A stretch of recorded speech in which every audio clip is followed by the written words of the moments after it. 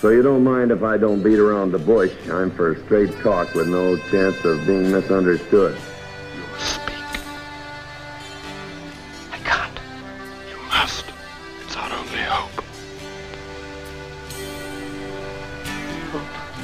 President Bush said on March 17th of last year, 3 days before the war started with Iraq. Intelligence gathered by this and other governments leaves no doubt that the Iraqi regime continues to possess and conceal some of the most lethal weapons ever devised. But do you think they'll drop the bomb? How long that conflict would last? It could last, 6 days, 6 weeks. I doubt 6 months. But do you think they'll like the sound? Leaves no doubt.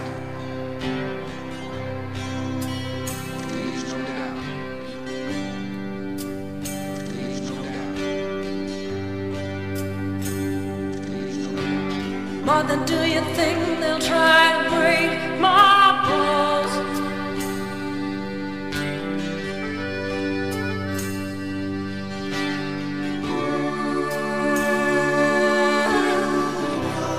Mother, should I build a wall?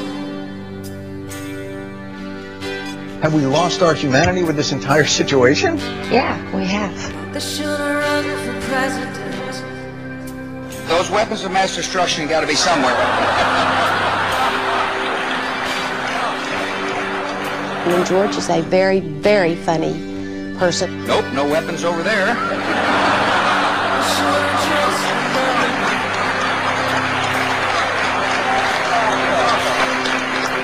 Maybe under here. You know the American people are suffering, watching. Oh, I know that very much. And believe me, no one suffers more than their president.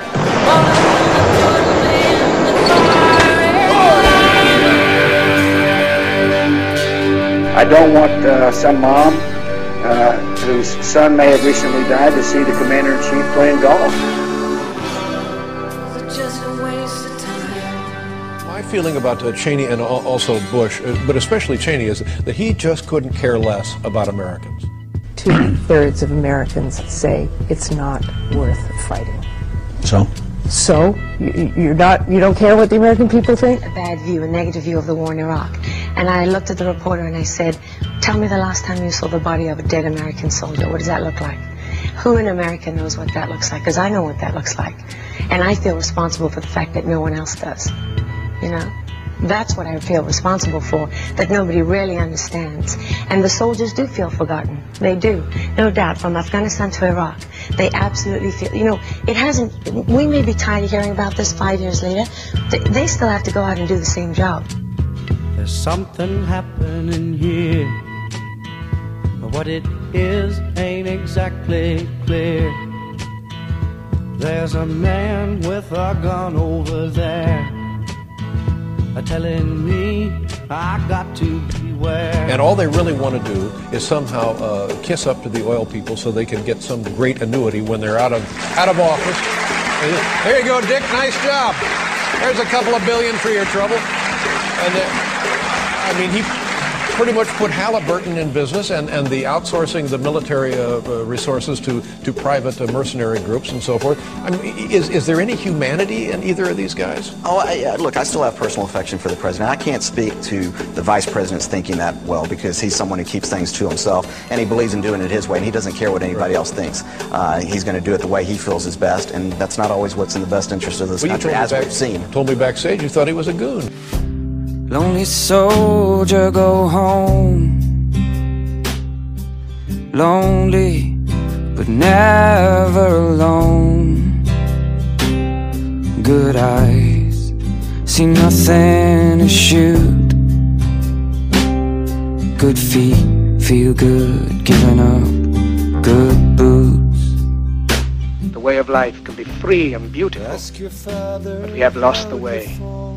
Greed has poisoned men's souls, has barricaded the world with hate, has goose-stepped us into misery and bloodshed. We have developed speed, but we have shut ourselves in. Machinery that gives abundance has left us in want. Our knowledge has made us cynical, our cleverness hard and unkind. We think too much and feel too little. More than machinery, we need humanity. More than cleverness, we need kindness and gentleness. Without these qualities, life will be violent and all will be lost. Even now, my voice is reaching millions throughout the world. Millions of despairing men, women, and little children. Victims of a system that makes men torture and imprison innocent people. To those who can hear me, I say, do not despair. Once I was a soldier, and I fought on foreign sands for you. The misery that is now upon us is but the passing of greed, the bitterness of men who fear the way of human progress. The hate of men will pass, and dictators die. Just so long as I'm the dictator. And the power they took from the people will return to the people. And so long as men die, liberty will never perish. Soldiers, don't give yourselves to brutes.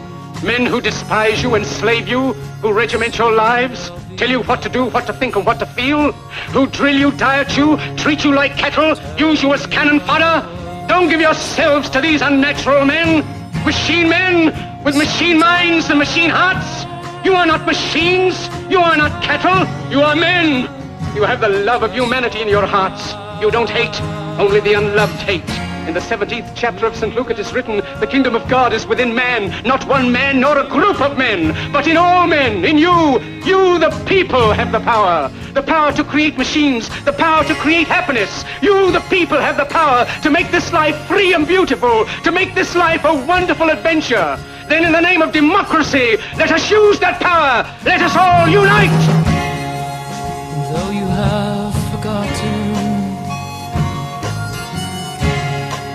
all of our rubbish dreams, I find myself searching through the ashes of our rooms for the days when we smiled and the hours that ran wild with the magic of our eyes and the silence of our world. Sometimes I wonder just for what